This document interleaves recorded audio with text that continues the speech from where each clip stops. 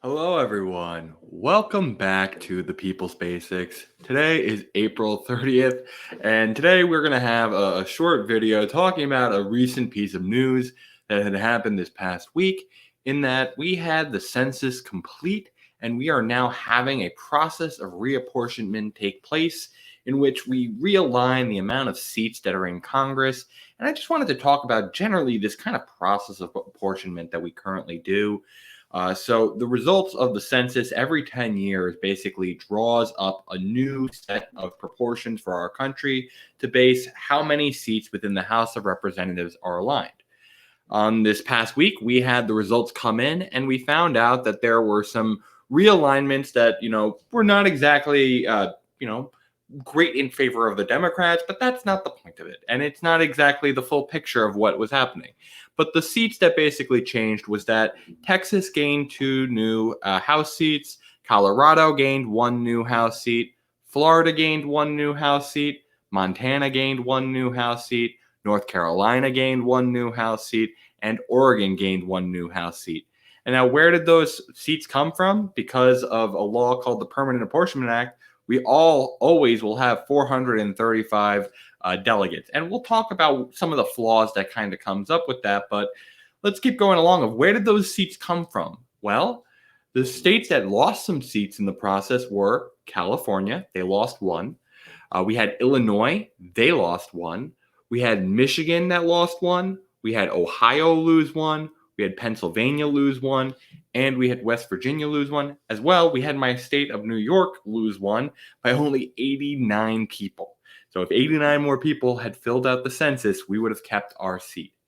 And so when you look at some of these trends, some of the things that I think is worth noting is when you look at where kind of the growth patterns have happened within each of these states, we have seen a large trend towards moving towards the suburbias of these states. And that, frankly, it's been a large influx of people of color, primarily, who have been making these moves. For instance, in Texas, some of the outstanding suburban regions, the largest growth rates were in the Asian community.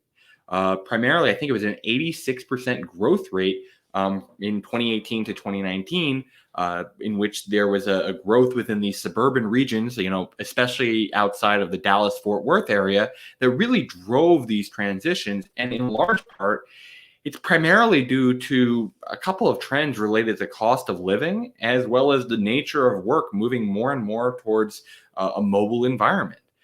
So I think these have to be kind of noted of how the country is going to have an influx of change over time, and less of these concentrations in urban areas and kind of movements out to lower cost states, sometimes with lower taxes, and that it's going to be primarily concentrated in some of these suburban areas that are kind of sprouting around some of the key urban environments within Texas. As I said, the biggest growth patterns were, the suburbias surrounding the main areas like eastern Texas. And so, some people might say that this could be potentially bad for the Democrats. If you looked at historically, or not historically, just this 2020 election, if you looked at the states that went to Democrats and you looked at the states that went to Republicans, this alignment would change that results to be +3 for the Republicans and -3 for the Democrats. But now, mind you, some of these states have been trending blue. So it's not exactly fair to say that it's entirely a Republican win. And frankly, if you think about it, if all these blue states are starting to have population losses and they're moving towards these red states, you can probably safely assume that you're going to probably have some blue state people moving to red states. So, Democrats moving to red states and then probably still voting for Democrats. So this could be a big change for us when it comes to things like winning Texas. We've been getting closer. We're in around a 5 to 6 point range of being able to flip that state. States like Florida, we are again roughly a 3-point range in there, 3 to 4 points. Colorado has been solidly blue. North Carolina is now in that 5 to 6 point range. Oregon is a blue state. So I wouldn't take it too far in saying that this is a full loss for the Democrats. It might be a short-term, little loss for them, but long-term, there can be a lot that still comes up with that. Now, here's the thing that's kind of important when it comes to these notions of apportionment. one of the things that's a problem, as we mentioned beforehand, is that we have this cap on the House, which basically says that regardless of how population changes over time, we will have 435 members of the House. Now, here's the problem. The time that number was set, the 435, it was based off of our population sizes in 1910. And so you could imagine that we've had a lot of population growth since then. And so now our ratio of amount of people to representative is around 760,000 people per representative. Now, mind you, when we were trying to constitute our country, we basically tried to come up with this system where people were roughly getting one representative for every 30,000 people. Boy, have we swung from there. And then when you compare our rates of representation federally to that of other democratic nations, we have a ridiculously high ratio. The second highest country on earth in terms of this ratio of population per representative is Japan. And their ratio is roughly 250,000 to 1. Or, sorry, 240,000 to 1. So how does that compare to us? That's 3 times less than us. Now, you might be asking yourself, like, why does this stuff matter? Well, there's a lot of reasons why this matters. There's the ability to have diversity within Congress. It's a lot harder to be able to constitute a wide range of diversity when you have a smaller amount of representatives.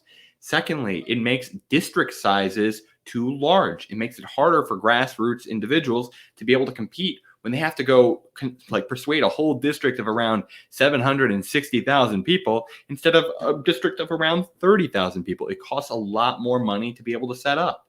And, furthermore, this makes it a lot easier for gerrymandering to happen because it's a lot easier to carve out districts when they're larger and have a higher impact compared to it being managed by a larger group of individuals.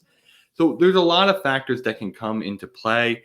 Some of the bills that have been going through Congress, unfortunately, have not really prioritized this a lot. And we've had a former representative in Alcee Hastings be the main one who tried to bring up, at least for a study, this notion of a commission act to determine apportionment. Unfortunately, Alcee Hastings has passed away. So we are looking for new people to pick up this mantle. But to give you some sense of the unfairness in this cap, I want to kind of give you a sense of what countries have proportions that are way out of whack. So when you look at population divided by the amount of House of Representative seats, we see the people with the most amount of voting power be groups like Montana, Rhode Island, Wyoming, Vermont, Nebraska, Maine, New Hampshire, Oregon, Minnesota. And these can go as high as, for Montana's sake, only having 542,704 per representative. Now, on the other end of the spectrum, to kind of put that more into scale, we have countries who have the least amount of voting power, such as Delaware, Idaho, West Virginia, South Dakota, Utah, Iowa, Arizona, Oklahoma, Ohio, Virginia, with states like Delaware at that high end having a ratio of 990,837 to 1. That's a 400,000 to 1 difference, roughly. And so when you think about that, you have to ask yourself, do we have fair representation in our country? I would say no. And there are trickle-down effects of this idea of apportionment. Very popularly, there has been a lot of conversation in the Democratic Party around the notion of abolishing the Electoral College and moving completely to a popular vote. Now, here's the thing. That will be tough because it'll require a constitutional amendment. But things like repealing the Permanent Apportionment Act could have a significant impact on the Electoral College because the way the Electoral College is constituted is they basically have a vote that constitutes amount of delegates per state equal to their senators plus House of Representatives members, plus they give 3 votes to Washington, D.C. And so when it comes to this notion of apportionment, if we raised the amount of Congress members we have in the House of Representatives, that is going to vastly increase the amount of delegates that they're going to get for the Electoral College. And so by increasing the amount of seats and assuring via this thing known as the Wyoming Rule, which basically says you get one House of Representatives member per population size of the least populated state. Wyoming is very commonly referenced as that. And so it's been adopted as the Wyoming Rule. So if you adopted something like that, we would be getting to roughly a congressional size of, like 1,000, or sorry, that's if we increase the proportion. If we did that, we would get to a proportion of roughly 566, just going purely based off the Wyoming Rule. Now, if we wanted to do that, and we also wanted to try and catch up in terms of our representation levels to the rest of the world, we'd be getting to roughly 1,164 members in total. And so what would this do to the Electoral College? It would do so much. It would mean that all of these states are now actually being appropriately represented. And it would also mean that the power of the Senate is significantly diminished. And so a small state would now no longer have such undue influence over the Electoral College because the House is now getting its appropriate weight. That's the problem in the Electoral College. It's so far misaligned from the general populace because we've put an artificial cap on the House of Representatives. And so it is my opinion that one of the major things in democracy reform that we need to do is to repeal the Permanent Apportionment Act of 1929, and we can have a greater degree of representation in total. So that being said, my friends, I want to hear from you all. What do you think we should be doing when it comes to the number of seats that we have in the House? How do you think we should determine what, is appropriate representation levels and how many representatives we really want to have? We want to hear from you and your opinion, so please leave us a comment below on that. As well, please leave us a suggestion of future topics that you want to see us cover on the network. So that being said, my friends, I want to wish you all a happy Friday. I'm so thankful that we've gotten to the end of the week. I want to wish you all a happy weekend and that you come and join us at the network. We have our community days upcoming. So we really want to encourage you next week on Thursday night. We're going to be having our trivia night. So we really want to encourage you all to come join us in our Discord community to start organizing for our general causes of the universal basics and just, make new friends within our network. We encourage you, go check the description section down below, which will have our Linktree link, which will help you get connected to our Discord, social media, and all of our other content. Furthermore, if you're watching this on YouTube, we encourage you, please subscribe. We're really trying to grow our goal, and we have rewards coming when we hit that 2,000 mark, and we're going to have more rewards in the future. So subscribe and help share our content so that we reach those goals as well.